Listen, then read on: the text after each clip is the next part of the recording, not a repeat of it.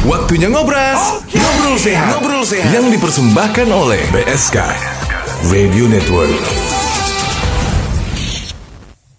Assalamualaikum warahmatullahi wabarakatuh. Selamat pagi. Halo, apa kabar sahabat sehat? Berjumpa kembali di program Ngobras, Ngobrol Sehat bersama saya Alfianita. Untuk edisi hari ini 1 jam ke depan, seperti biasa di program Ngobras akan menghadirkan obrolan sehat dipersembahkan oleh Alpha Propolis, membantu menjaga daya tahan tubuh. Dan bersama saya sekarang telah hadir produk konsultan seperti biasa dari BSK Group, ada Mbak Shirley. Halo. Halo Mbak Anita. Halo, ketemu lagi ya. Sehat Mbak? Alhamdulillah sehat. Ya Mbak Shirley apa kabar? Baik juga sehat juga. Ya sekarang ya kita akan bertanya-tanya di Selamat Talk Show ini berlangsung melalui nomor telepon. Barangkali juga ada sobat sehat gitu ya, atau sahabat sehat yang ingin bertanya di 0822 52894499. Nah, karena sekarang ini ya kita sudah berganti nomor, saatnya boleh dihubungi di 0811 556 1019. Ingat di 0811 556 1019. Silakan kirimkan pertanyaan melalui SMS atau WhatsApp juga boleh, bisa juga telepon langsung ya. Dan sekarang kita ingin membahas nih Mbak Shirley ya di program Ngobras atau Ngobrol Sehat, waspada demam berdarah di bulan Desember, apalagi menjelang Natal dan juga Tahun Baru ya. Iya, kita udah ada di bulan Desember ya. Betul, Kita udah terasa, di akhir tahun ya. Seperti biasa kalau udah ber ini biasanya adanya musim hujan. Betul, musim hujan, musim panas, labil gitu labil ya. Di beberapa daerah sudah ada banjir ya kan. Nah, gimana nih dengan Samarinda?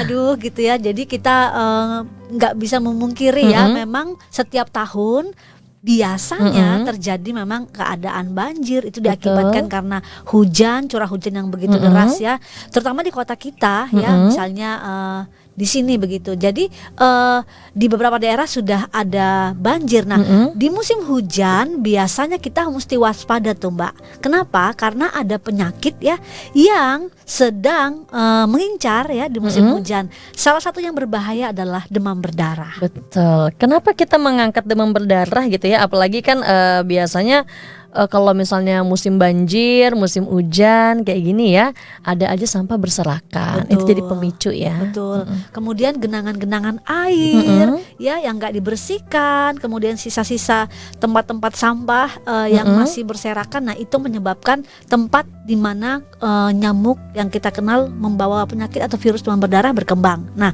kita akan bahas demam berdarah hari ini. Apa itu demam berdarah? Ya, demam berdarah merupakan satu penyakit ya yang ditemukan di daerah tropis ya, yang disebabkan karena virus yang dibawa oleh nyamuk. Kita mungkin mengenal nyamuk ini bernama Aedes aegypti ya. Ini nyamuk yang membawa virus demam berdarah ya. Nyamuk penyakit demam berdarah bisa menular sebenarnya bukan karena infeksi dari paparan udara, tetapi karena gigitan daripada nyamuk Aedes aegypti. Jadi nyamuk ini dia menggigit yang satu, kemudian menggigit lagi yang lain. Nah, dari gigitannya inilah kemudian menularkan ya kepada orang lain virus yang dia bawa dari satu orang ke orang yang lain. Akibatnya apa? Akibatnya mengalami yang namanya penyakit atau sakit demam berdarah. Nah, dikatakan demam dan berdarah memang benar. Jadi manifestasi daripada terpapar oleh gigitan nyamuk Aedes aegypti merupakan adanya demam, kemudian lama-kelamaan akan terjadi perdarahan. Itu benar sekali. Nah, kenapa nyamuk ini bisa ada? Tadi sudah sempat kita singgung ya. Jadi dikarenakan musim atau keadaan yang sering hujan begitu, kemudian apalagi udah masuk di bulan Desember, kita mesti mulai waspada adanya penyebaran berkembang biaknya nyamuk Aedes aegypti terutama di air-air. Nah, dia berkembang bukan di air kotor, tetapi di air yang bersih ya, di bak mandi, di kolam yang terbuka. Jadi nyamuk Aedes aegypti ini dia tidak suka tempat kotor, justru dia suka tempat yang bersih, yang jernih. Nah, biasanya sasarannya yang paling banyak adalah anak-anak. Oke. Ya, apa dia nggak suka orang dewasa? Tetap dia juga suka ya. Tetapi biasanya yang dia gigit adalah anak-anak. Nah, terutama di jam-jam tertentu ya, di siang dan di sore hari, sekitar jam 10, jam 9 pagi. Nah, kemudian di jam 4 sore. Nah, itu tempat waktu-waktu di mana nyamuk ini mulai dan suka terbang dan menggigit manusia begitu. Jadi kita mesti waspada. Kita mulai mesti bersihkan. Kita mulai mesti perhatikan. Nah, ketika seseorang terkena ya gigitan daripada nyamuk demam berdarah atau Aedes aegypti, ini menyebabkan satu kondisi di mana dia akan mengalami sakit demam. Nah, gimana gejalanya? Gejalanya banyak ya, jadi macam-macam. Biasanya seorang anak atau orang dewasa atau remaja yang terpapar atau tergigit nyamuk Aedes aegypti, jadi dia itu mengalami demam yang mendadak. Jadi ketika virus itu masuk dalam tubuh manusia, dia perlu berkembang ya, atau diam dulu selama 7 hari kurang lebihnya, 1 minggu lah ya. Kemudian mulai muncul kalau imunnya nggak baik. Nah, kalau imunnya nggak baik, imunnya lemah, maka dia akan masuk dalam kondisi terpapar. Ada demam, kemudian yang tiba-tiba dan mendadak, kemudian kalau periksa trombosit atau darahnya akan turun begitu ya. Jadi adanya penurunan, kemudian mulai merasa nggak enak, nyeri di badan, kemudian yang jelas itu dia demam tinggi ya. Biasanya orang yang terpapar demam berdarah dia mengalami demam tinggi ya, dan dia sudah dikasih obat panas begitu, dia tetap muncul lagi. Nah, pada kasus-kasus penyakit tertentu kalau udah dikasih obat panas gitu, obat penghilang panas ya, atau demam, dia biasanya turun. Tapi kalau pada demam berdarah, demamnya bandel ya. Jadi bisa 2-3 hari itu demam, bolak-balik demam terus padahal udah minum. Nah, itu bisa jadi kita mesti waspada. Jangan-jangan nih kita mulai terpapar namanya demam berdarah gitu. Nah, selain itu pada pemeriksaan darah juga kita bisa melihat adanya timbul bintik-bintik ya. Kalau pada anak-anak itu bisa terlihat jelas di pergelangan tangan, di sekitar punggung badan, di kaki. Juga sama dengan orang dewasa begitu. Itu kenapa? Itu dikarenakan adanya pembuluh darah yang pecah ya di sekitar area di jaringan kulit kita seperti itu. Itu pembuluh darahnya boleh dikatakan rapuh atau ruptur seperti itu. Nah, ini yang kita mulai waspada. Nah, biasanya orang ya itu mendiagnosa atau melihat ya, bisa juga di rumah sakit ya, antara demam berdarah dengan penyakit tipes itu kurang lebih mirip ya, karena juga mengalami sakit di daerah kiri bawah perutnya, kemudian rasa nggak enak, rasa demam. Nah, cuma bedanya kalau orang penyakit tipes ya, lidahnya kotor warna putih. Betul. Tapi kalau orang penyakit demam berdarah itu lidahnya nggak kotor dan berwarna putih, tetapi demamnya sama, nyeri perutnya sama ya gitu. Jadi rasanya nggak enak tuh hampir mirip. Jadi untuk benar-benar mendiagnosa itu butuh waktu kurang lebih 3-4 hari. Nah, kadang-kadang di kondisi demam berdarah itu 2-3 hari demam, kemudian tiba-tiba turun sendiri. Demamnya udah selesai gitu ya kan. Tadi panasnya 40 derajat Celcius, kemudian tiba-tiba turun jadi 36, 35. Nah, orang berpikir, "Ih, aku sembuh" gitu. Padahal udah belum enak. ya. Padahal sebenarnya itu merupakan masa kritis. Jadi dikenal dengan pelana kuda. Itu kalau kita lihat pelana kuda itu tempat duduk yang kalau kita naik kuda ya, itu dia datar terus dia turun ke bawah baru dia naik lagi. Nah, biasanya orang di sini kecolongannya nih. Jadi dia itu berpikir dia udah sehat, dia berpikir dia udah aman. Padahal ternyata itu justru masa-masa kritis. Masa-masa kritis yang berbahaya dan bisa menyebabkan kematian kalau nggak ditangani dengan baik. Nah, pada kasus demam berdarah ini mesti diperhatikan dengan baik karena di hari ketiga dan hari keempat akan terjadi penurunan. Jangan dikira sembuh, tetapi kita mesti waspada, periksa baik-baik trombositnya, darahnya, dan kalau bisa memang mengalami ditangani medis ya. Karena di posisi ini di masa ini itu yang bisa berbahaya begitu. Oke, jadi penjelasan dari Mbak Shirley tadi itu juga membuka kita jadinya ya. Iya. Kalau tipes dan juga demam berdarah itu seperti pelana kuda ya. Sama gejalanya. Nita juga pernah mengalami tipes ya. Iya, sepupu Nita pernah mengalami DBD. Nah, jadi pas kita bertanya tukar-tukaran, sama ya ternyata yang kita rasakan gitu. Cuma perbedaannya kalau DBD yang memang dia naik turun, tipes juga naik turun. Iya. Tapi kalau tipes itu kalau yang Nita rasain waktu itu adalah perut kembung. Iya, perut rasa kembung. nggak enak ya. Iya, terus muntah. betul mau muntah, terus juga ini ya tidak buang air gitu. Jadinya kalau misalnya belum lagi yang kalau ada alergi antibiotik gitu, ini Iya. kan berpengaruh juga ya. Larinya ke wajah, bercak-bercak putih jadinya. Oh iya. Kalau yang DBD itu juga sama ya, tapi dia lebih kita lebih takut kalau lihat yang DBD sebenarnya. Iya ya. betul, karena kalau DBD itu terjadi perembesan cairan dalam tubuh kita. Jadi itu yang menyebabkan akhirnya darah menjadi kental, bahkan terjadi perdarahan. Oke. Bisa mimisan, kemudian bisa BAB darah, ya, bahkan bisa kehitaman malahan, bahkan ada yang sampai muntah darah. Nah ini yang berbahaya. Iya, jadi memang nggak ada penyakit itu yang ringan ya.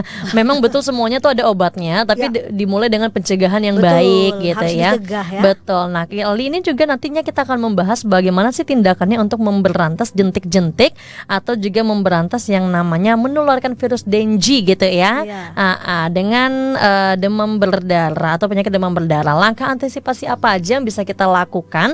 Tapi kita tahan dulu nih, karena barangkali juga ada ingin yang dijelaskan kembali. Iya, jadi penting kita mesti mulai memperhatikan pencegahannya ya. Kita udah tahu nih penyakit ini berbahaya. Betul. Kemudian kita udah masuk di musim yang namanya musim hujan. Betul. Ya kan, di beberapa daerah di Indonesia sudah mengalami banjir. Kemudian kita mulai waspada begitu. Karena setiap tahun nggak bisa dipungkiri penyakit ini pasti akan muncul. Betul. Nah, bagaimana cara pencegahannya? Yang pertama dari sisi lingkungan ya. Bagaimana kita mengantisipasi dalam lingkungan? Yang jelas kita harus memperhatikan yang namanya lingkungan yang bersih ya kan. Kemudian mulai memberantas nyamuk atau sarang nyamuk. Jangan menyimpan barang-barang yang nggak diperlukan, kemudian yang tergenang dengan air, terutama air-air yang bersih, air yang jernih ya. Karena pada nyamuk ini sendiri dia itu suka banget di air yang jernih. Nah, apa yang kita harus lakukan? Kalau dulu 3M, kalau di sini saya pengen nambahkan 4M. 4M. Ya kan? 4M itu apa? Menguras, ya kan? Menguras bak mandi secara rutin 3 hari sekali, ya kan? Nggak boleh sampai 1 minggu, malah kalau saya boleh sarankan itu paling lama 3 hari sekali. Atau kalau bisa setiap hari dikuras justru lebih baik, ya kan? Supaya dia nggak sempat beranak, nggak sempat berkembang biak. Kemudian menutup tempat-tempat gentong-gentong, kemudian tempat-tempat air yang memang kita pakai seperti itu supaya nyamuk itu nggak masuk di sana.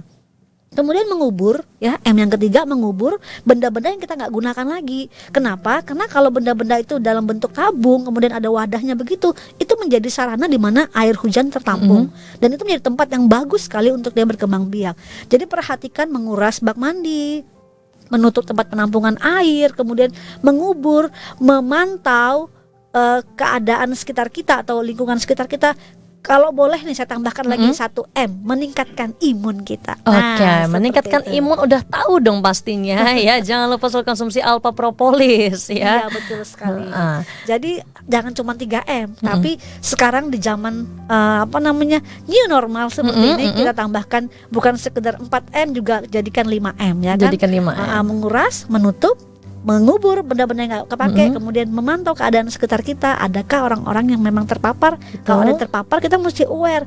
Jangan-jangan nyamuknya di sekitar kita gitu loh. Kita udah bersih nih, tetapi tetangga kita nih sebelah misalnya nggak bersih misalnya gitu. Wah, kita juga mesti aware. Dan yang kelima, kita mesti lindungi diri kita dan keluarga kita dengan cara apa? Meningkatkan imun kita. Meningkatkan imun kita ya. Kalau misalnya seandainya di tahap 4M ini tadi ya, siapa tahu kan bukan kita gitu yang menularkan, tapi Betul, tetangga kita. iya. Nah, tetangganya ini bukan dijauhi, tapi diberikan ini Benar, loh dikasih solusinya tahu. Iya, gitu ya.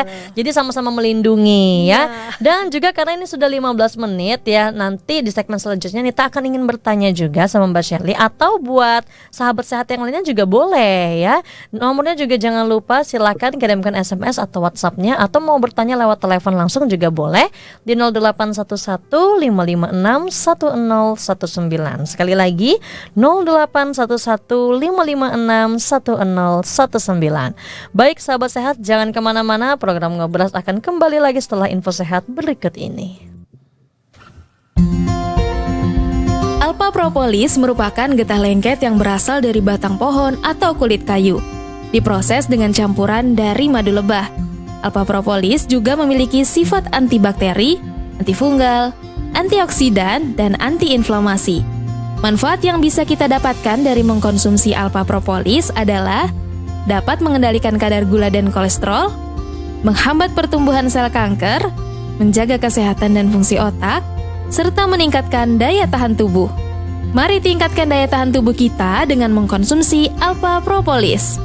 Untuk informasi dan pemesanan, Anda dapat menghubungi call center di nomor 0812 2323 5544. 0812 2323 5544. Alpha Propolis membantu memelihara daya tahan tubuh. Tahukah Anda sejuta manfaat propolis? Selain menghasilkan madu, sarang lebah juga bisa diolah menjadi propolis. Diperkirakan dari 200.000 ekor lebah hanya menghasilkan 20 gram propolis per tahun. Dan di setiap satu tetes propolis mengandung bioflavonoid yang setara dengan 500 buah jeruk. Kini telah hadir Alpha Propolis. Alpha Propolis kaya akan vitamin dan mineral yang berguna sebagai antioksidan, antibiotik alami yang dapat membantu melawan berbagai macam penyakit, mengendalikan kadar gula dan kolesterol, menghambat pertumbuhan sel kanker, menjaga kesehatan dan fungsi otak, dan meningkatkan daya tahan tubuh. Jaga selalu kesehatan dan daya tahan tubuh Anda dengan rutin mengkonsumsi Alpha Propolis. Cukup larutkan ke dalam air minum sebanyak 6 tetes 3 kali sehari dan rasakan manfaatnya. Untuk info dan pemesanan, hubungi kami di nomor 0812 23 23 55 44 0812 23 23 55 44. Alpha Propolis membantu memelihara daya tahan tubuh.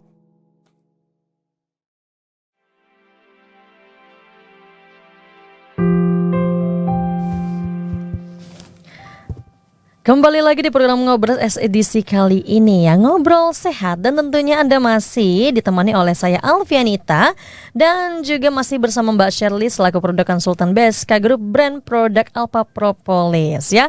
Kita lanjut ke materi pembahasan. Tadi kita membahas ya kalau memang nyamuk Aedes aegypti ini gak cuma menyerang anak-anak tapi juga menyerang orang dewasa. Dan juga kita banyak melihat kalau anak-anak ini lebih cepat rentan gitu ya. Iya. Sebenarnya begini penjelasannya mengapa anak-anak kok lebih sering terkena DBD daripada orang dewasa ya. Yang pertama adalah anak-anak itu memiliki sistem imun yang sedang berkembang begitu ya. Jadi kemudian yang kedua aktivitasnya ya di luar rumah itu sama.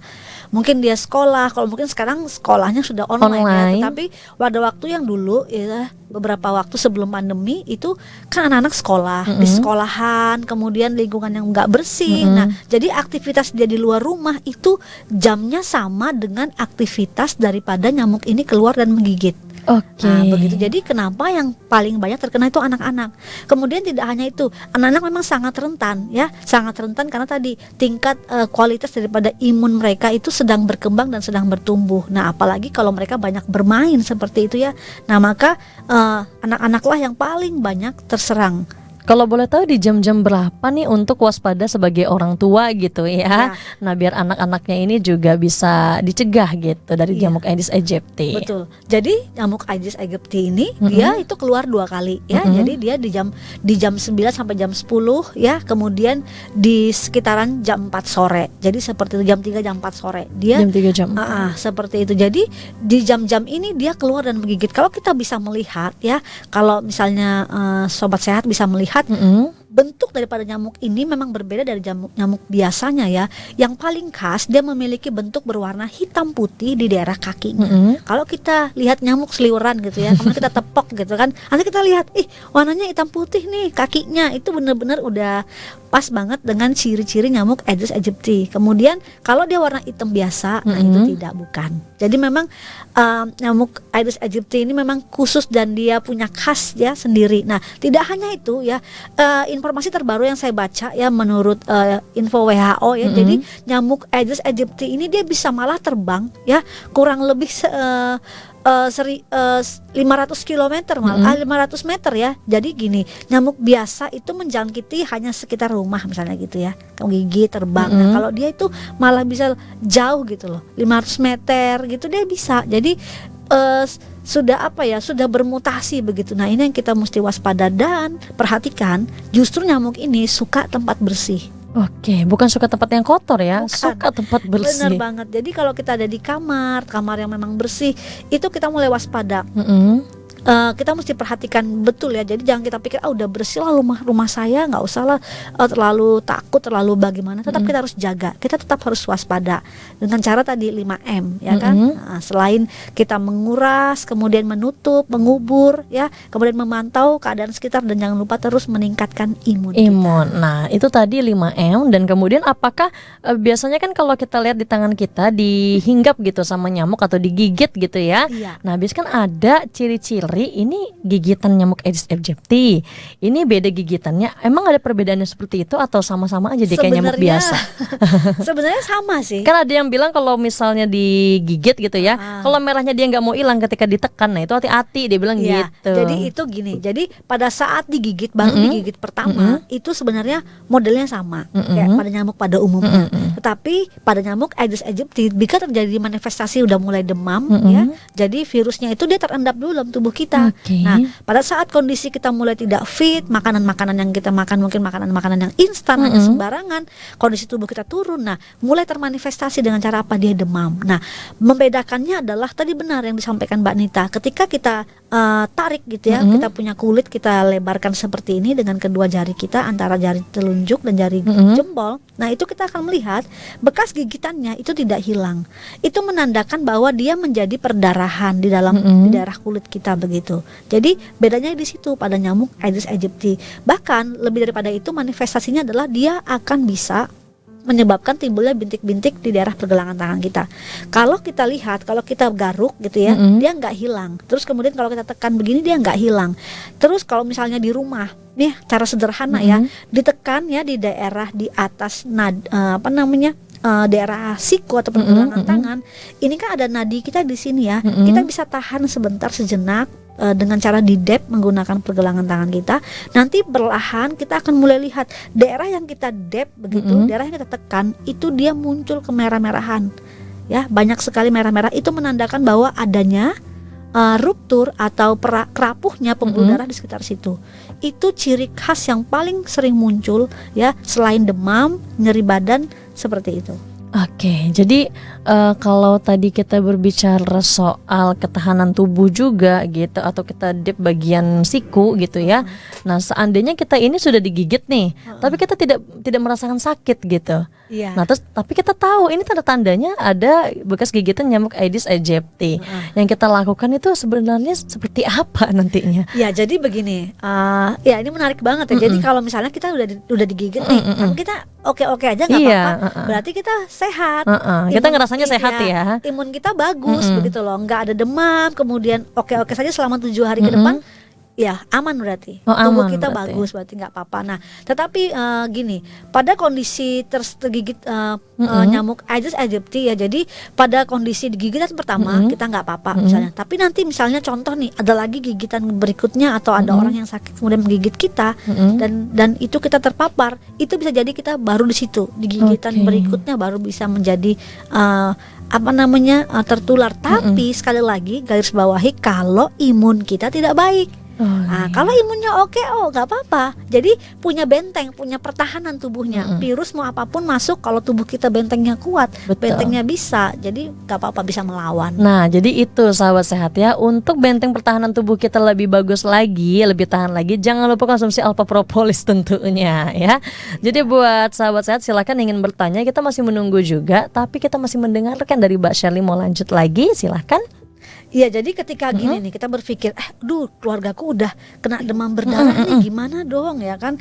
Gimana yang harus saya lakukan? Kadang panik ya. Iya, yang harus saya lakukan. Jadi begini, periksa suhu tubuhnya. Jadi kalau suhu tubuhnya sudah diminum panas begitu ya, udah panas nih, demam 40 derajat Celcius, 38, 39, 40, dikasih obat panas tetap sama ya kan, tetap sama.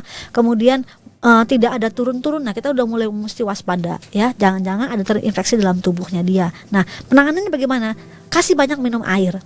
Kasih banyak minum air. Kenapa? Karena pada kasus demam berdarah ya itu terjadi perembesan. Jadi kalau mbaknya pernah melihat saringan teh, nah saringan teh itu kalau kita kasih air, kan dia jatuh lagi tuh. Jatuh. Nah, seperti itulah sel tubuh kita. Seharusnya sel tubuh yang sehat ketika ada cairan masuk, dia diserap, dia diambil, seperti kanebo begitulah. Diserap, diambil, dipakai untuk metabolisme tubuh. Tetapi pada orang yang terpapar demam berdarah, ya sel-selnya itu meregang, dia berjauhan, sehingga apa? Cairan yang masuk dalam tubuh nggak bisa dipakai, nggak bisa diserap, sehingga apa? Seperti rembesan begitu, dia keluar lagi, sehingga menumpuk di bawah kulit, ya, di jaringan di bawah kulit. Makanya kenapa terjadi pembengkakan. Jadi kalau bisa dilihat udah demam terus nih, kemudian nggak bisa turun-turun demamnya, bantu dengan intake cairan, bantu dengan minum yang banyak.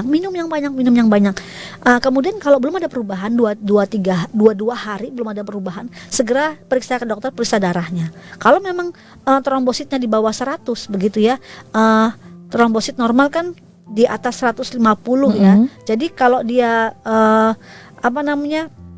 turun trombositnya, nah ini yang berbahaya, di bawah 100. Nah ini yang berbahaya. Kenapa? Disinilah bisa terjadi perdarahan, mimisan, kemudian badannya mulai bengkak dan dia akan masuk dalam kondisi mulai hilang kesadaran.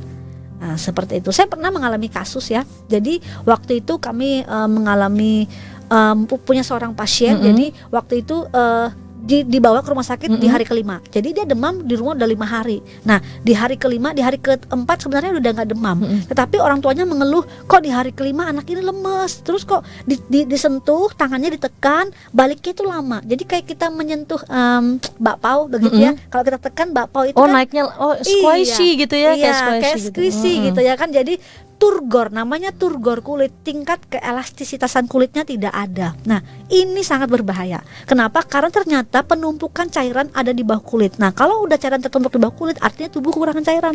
Kalau tubuh kekurangan cairan, nggak bisa bermetabolisme, darah menjadi kental. Kalau darah kental, akibatnya apa? Shock.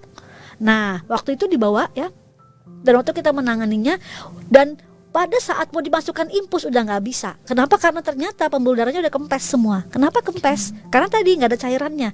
Akhirnya berapa menit kemudian anak itu nggak sadarkan diri dan ya dia meninggal begitu. Nah ini terlambat sekali. Makanya kasus-kasus seperti yang perlu diedukasi ke masyarakat supaya tidak terjadi keterlambatan dalam penanganan. Jadi sahabat sehat mesti mengerti ya kan. Di musim hujan kita mesti tingkatkan imun kita. Kalau kita memang melihat adanya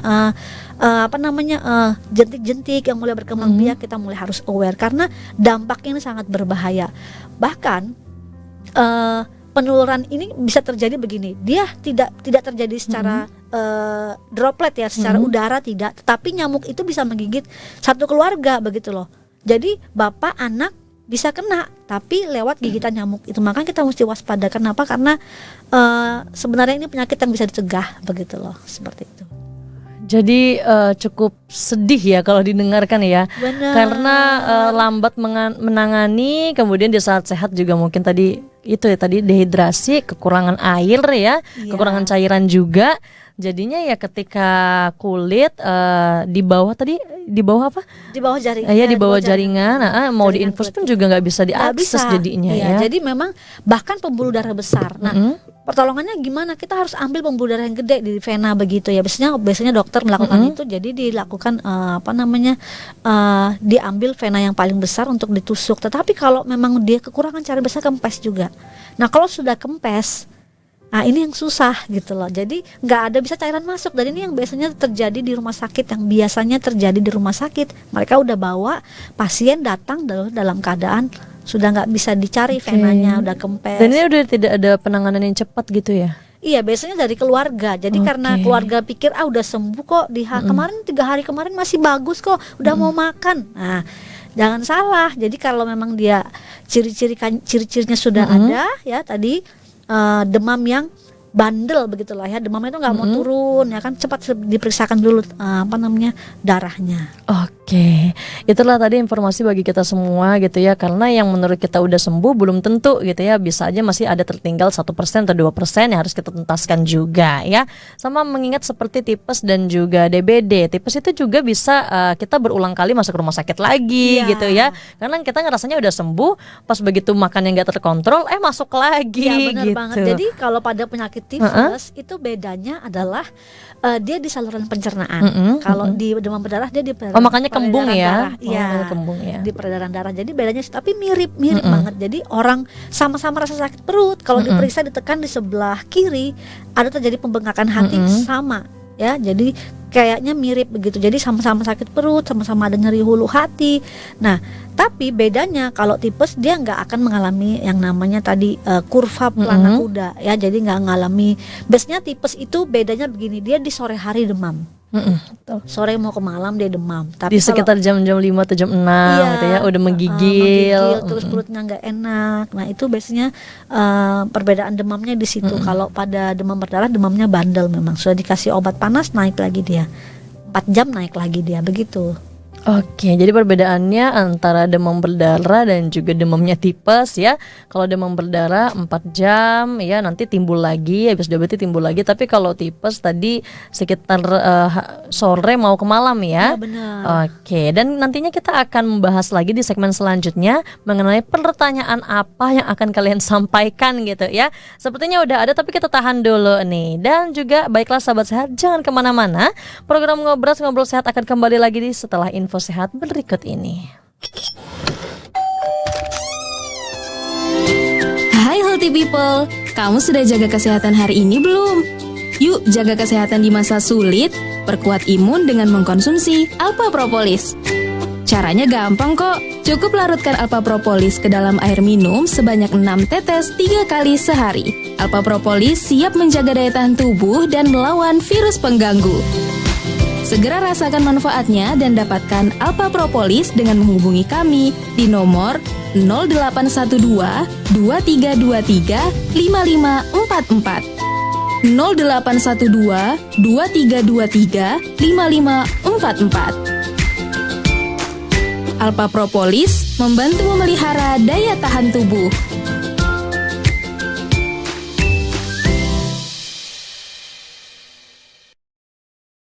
Boy. Ri. Alah boy. Pagi-pagi udah ngelamun aja. Sana tuh dipanggil sama Pak Bagas. Pak Bagas? Kamu disuruh ke ruangannya sekarang. Buruan, Gi. Oh, Pak Bagas pagi-pagi gini udah manggil-manggil aja. Kenapa sih? Belakangan ini aku kok lemes ya. Padahal udah tidur yang cukup. Wah, jangan-jangan kolesterolmu naik tuh. Wah, aku ini nggak tua-tua banget tahu. Kolesterol itu nggak cuma dialami orang tua aja loh, tapi juga usia muda. Gaya hidup dan pola makan yang kurang sehat bisa menyebabkan gangguan kesehatan akibat kolesterol tinggi. Dan ini bisa mengancam siapapun tanpa kenal usia. Hati-hati loh, kolesterol yang tinggi bisa menyebabkan penyempitan pembuluh darah, sehingga oksigen yang masuk ke dalam tubuh nggak bisa diterima oleh otak. Ih, kamu jangan nakutin gitu dong, Ri. Terus gimana nih? Biar aku bisa seger lagi nih. Sahabat sehat, tahukah Anda apa yang menyebabkan seseorang bisa lebih mudah sakit dibandingkan orang lain? Jika sistem imun lemah, tubuh tidak dapat mempertahankan diri dari berbagai ancaman kesehatan. Imunitas menjadi prioritas pada masa pandemi seperti sekarang. Apalagi di musim pancaroba, tubuh juga butuh kekebalan untuk menghadapi perubahan musim dan cuaca. Di antara tips sehat meningkatkan imunitas tubuh, berolahraga, makan makanan bergizi, tidur yang cukup, dan rutin minum Alpha Propolis. Alpha Propolis mampu mengendalikan kadar gula dan kolesterol, mencegah terjadinya resistensi insulin pencetus diabetes tipe 2, mengurangi kolesterol jahat, dan meningkatkan kolesterol baik, juga meningkatkan imun tubuh. Ri, makasih ya. Saran kamu kemarin untuk minum Alpha Propolis ternyata emang top markotop. Oh iya, sama-sama Boy. Tapi kemarin kamu dipanggil sama Pak Bagas, emang kenapa sih? Kemarin ternyata Pak Bagas juga badannya lagi lemes. Terus minta tolong sama aku untuk cari solusinya. Jadi aku kasih Alpha Propolis deh. Segera rasakan manfaatnya dan dapatkan Alpha Propolis. Untuk informasi dan pemesanan, hubungi kami di nomor 0812 2323 5544 0812 2323 5544. Alpha Propolis membantu memelihara daya tahan tubuh.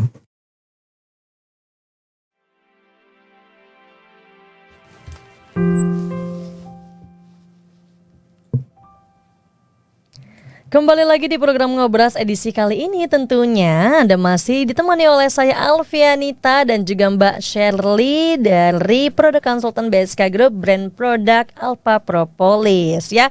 Kita melanjutkan lagi Mbak Shirley untuk pembahasan berikutnya karena sudah ada pertanyaan juga yang baru masuk saat ini ya. Langsung aja kita sampaikan, boleh? Ya, silakan. Oke, silahkan. Dari Ibu Uti ya. Ibu Uti berusia 34 tahun katanya. Bu, saya punya adik kena DBD tapi baru ketahuan setelah seminggu. Dari awal-awal pas periksa dikiranya sakit tipes. Ternyata waktu kembali lagi minggu depannya ke rumah sakit dia sakit DBD. Apa sakit DBD dengan tipes itu mirip? Tadi baru aja kita bahas ya. Iya, benar banget. Terima kasih Ibu Uti ya untuk pertanyaannya. Tadi kita udah sempat bahas ya. Mungkin Ibu Uti juga menyimak ya. Jadi memang perbedaan daripada penyakit DBD ini, kalau DBD itu infeksinya ditularkan oleh nyamuk Aedes aegypti. Tetapi kalau penyakit tipes itu biasanya terjadi akibat bakteri Salmonella typhi ya yang bersarang di saluran pencernaan kita. Jadi memang beda. Tetapi gejalanya tadi saya sampaikan memang mirip ya. Memang mirip. Biasanya di awal-awal itu kita pikir sama gitu loh. Tetapi yang membedakan adalah nanti pada pemeriksaan trombosit, kemudian pemeriksaan menggunakan ini apa namanya tourniquet ya. Jadi yang tadi saya katakan di bendung atau di dep di daerah pergelangan tangan bagian atas nanti akan terlihat bedanya di bintik-bintik begitu. Nanti akan kelihatan. Kemudian akan dilihat lagi adanya perdarahan dan lemes yang spesifik pada penyakit DBD ya. Nah, bedanya di situ. Jadi, apakah DBD dengan tipes berbeda? Iya, berbeda. Tetapi gejala awalnya hampir mirip. Jadi kita mesti hati-hati dan jangan terkecoh ya. Tetap jaga imun kita, jaga kesehatan kita dengan makan makanan yang bergizi, kemudian membersihkan lingkungan dan jangan lupa konsumsi Alpha Propolis ya. Ibu Uti boleh dibantu dengan mengkonsumsi rutin Alpha Propolis untuk meningkatkan imun ibu dan keluarga. Betul sekali. Jadi udah terjawab tadi ya, apakah sakit DBD dengan tipes itu mirip gejala awalnya, tapi setelahnya berbeda ya. Dan juga mungkin ada lagi yang ingin disampaikan Mbak Shirley? Iya, jadi saya ingatkan kembali untuk Ibu Uti bisa memperhatikan lingkungan sekitarnya, kemudian perhatikan lingkungan dan ini apa 5M tadi ya. Jadi membersihkan, menguras bak mandi, kemudian mengubur benda-benda yang nggak kita pakai ya, kemudian mulai memperhatikan lingkungan sekitar, pantau, kemudian yang jelas kalau ada keluarga yang terpapar segera banyak beri minum, pertolongan pertama ya, kasih banyak minum dan jika panasnya tidak mau turun-turun segera dibawa ke fasilitas kesehatan terdekat ya supaya mendapat penanganan. Jadi memang jangan didiagnosa sendiri tetapi perlu dipantau dengan hasil laboratorium seperti itu. Betul. Dan itu tadi terima kasih ya Mbak Shirley udah memberikan pertanyaan dari Ibu Uti. Ibu Uti juga terima kasih sudah memberikan pertanyaan juga ya. Selanjutnya ada lagi dari Mas Angki kali ini ya. Pertanyaannya singkat, padat dan jelas nih Mbak Shirley. Saya mau tanya, katanya iya silahkan. Makanan yang baik untuk penderita demam berdarah apa ya? Iya, baik Pak Angki ya. Terima kasih untuk pertanyaannya. Jadi makanan apa yang baik untuk seseorang yang mengalami atau menderita demam berdarah? Yang pertama harus kuat di cairan. Jadi mungkin nggak harus minum terus ya, nggak harus. Tapi gunakan makanan-makanan yang mengandung cairan kayak sayuran yang berkuah, sop-sopan, supaya apa? Supaya mudah dicerna, mudah ditelan gitu ya. Karena pada orang yang demam berdarah, dia pasti mengalami pembengkakan di daerah hati ya, karena tadi proses racun dan virus yang udah masuk dan itu menyebabkan berat beban kerja daripada hati kita. Sehingga apa? Terjadi pembengkakan. Nah, ini rasa nggak enak, rasa mual, sakit ulu hati. Nah, jadi harus banyak minum air hangat, kemudian minum air putih, kemudian makanan-makanan yang mudah dicerna, bisa makan bubur atau mungkin makanan yang pakai kuah begitu. Kemudian yang paling penting adalah makan buah-buahan yang mengandung banyak sekali vitamin C.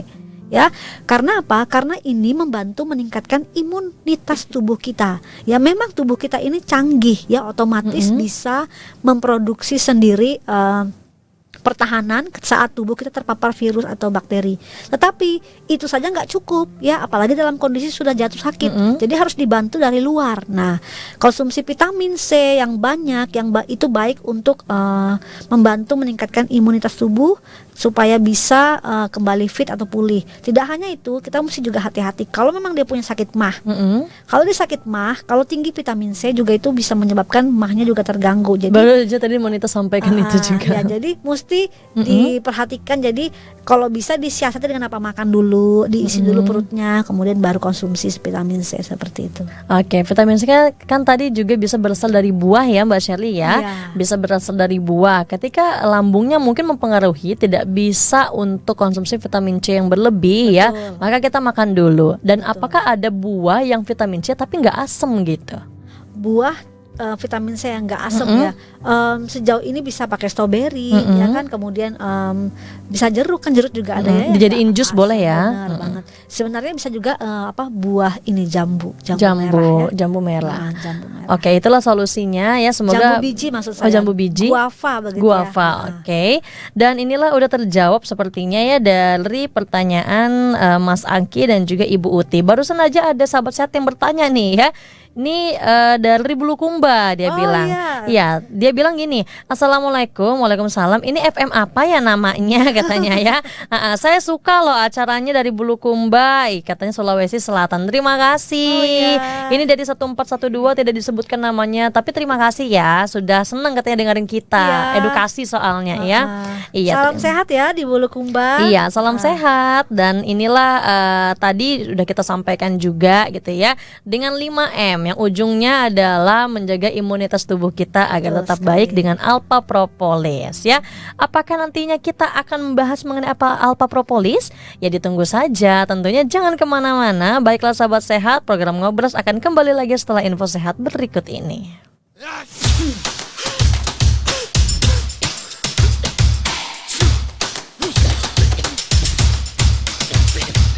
Makanya, selalu jaga kesehatan dan terapkan pola hidup bersih. Tingkatkan imun tubuh dengan mengkonsumsi Alpha Propolis. Alpha Propolis mampu mengendalikan kadar gula dan kolesterol, menghambat pertumbuhan sel kanker, menjaga kesehatan dan fungsi otak, dan meningkatkan daya tahan tubuh. Cara konsumsinya gampang banget. Cukup larutkan ke dalam air minum 6 tetes 3 kali sehari. Segera rasakan manfaatnya dan dapatkan Alpha Propolis.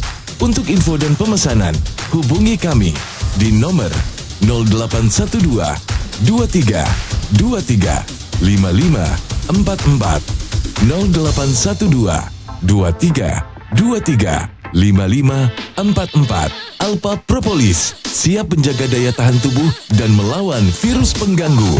Alpha Propolis membantu memelihara daya tahan tubuh.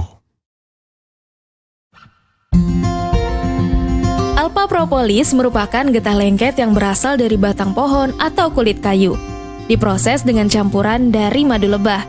Alpha propolis juga memiliki sifat antibakteri, antifunggal, antioksidan, dan antiinflamasi. Manfaat yang bisa kita dapatkan dari mengkonsumsi alpha propolis adalah dapat mengendalikan kadar gula dan kolesterol, menghambat pertumbuhan sel kanker, menjaga kesehatan dan fungsi otak, serta meningkatkan daya tahan tubuh. Mari tingkatkan daya tahan tubuh kita dengan mengkonsumsi alpha propolis.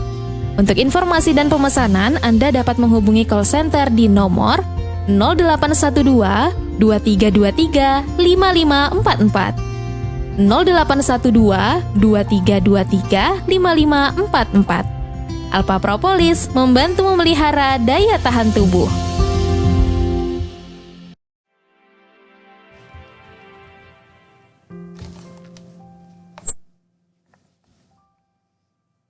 Kembali lagi di program Ngobras, Ngobrol Sehat edisi kali ini tentunya Anda masih ditemani oleh saya ya Alfianita sebagai host dan juga produk konsultan. Ada yang menjelaskan juga dari brand produk yaitu wabarakatuh Mbak Shirley Sharon ya. Kita akan membahas lengkap mengenai Alpha Propolis tadi yang udah kita bahas-bahas juga. Barangkali ada yang belum tahu, kita kasih tahu sama-sama. Iya, jadi tadi saya sudah sampaikan bahwa pentingnya menjaga imunitas. Betul. Nah, ketika seseorang memiliki imunitas yang baik ya, yang tinggi dalam tubuhnya, maka dia akan memiliki benteng pertahanan terhadap virus. Apalagi kita hidup ya di daerah tropis seperti ini, ada begitu banyak bakteri, begitu banyak fungi, begitu banyak virus yang beragam ya, yang setiap hari bisa kita jumpai. Tidak hanya itu, paparan daripada polusi, kemudian radikal bebas juga terus menerus ya menerpa kehidupan kita. Nah, itu sebabnya kita perlu mengkonsumsi Alpha Propolis untuk meningkatkan imunitas tubuh kita. Kenapa bisa? Apa pentingnya gitu loh? Apa kandungannya? Nah,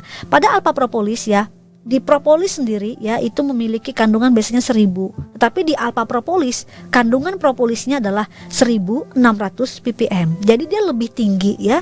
Kalau dia lebih tinggi artinya saya bisa katakan ini jauh lebih baik begitu ya. Kemudian tidak hanya itu, memiliki bioflavonoid ya sebagai antioksidan dan antibiotik alami. Nah, seseorang yang memiliki imunitas yang baik, dia memiliki antioksidan dalam tubuhnya, itu dia akan bisa menangkal, bisa melawan ya setiap virus yang masuk. Bahkan ketika virus itu sudah sempat masuk sekalipun, kalau tubuhnya itu memiliki imunitas yang baik, maka dia akan menjadi kuat seperti itu. Tidak terjatuh dalam kondisi sakit, maksud saya seperti itu ya. Jadi Alpha Propolis ini sangat baik dikonsumsi ya, tidak hanya untuk menjaga imunitas, tetapi Alpha Propolis juga membantu melindungi fungsi hati. Jika seseorang sudah terpapar penyakit demam berdarah ya, itu kan organ hatinya membengkak. Betul. Nah, ketika dia konsumsi Alpha Propolis, itu tidak hanya meningkatkan imunnya, tetapi juga melindungi fungsi hatinya sehingga bisa kembali normal, kembali berfungsi dengan baik. Bahkan tidak hanya itu,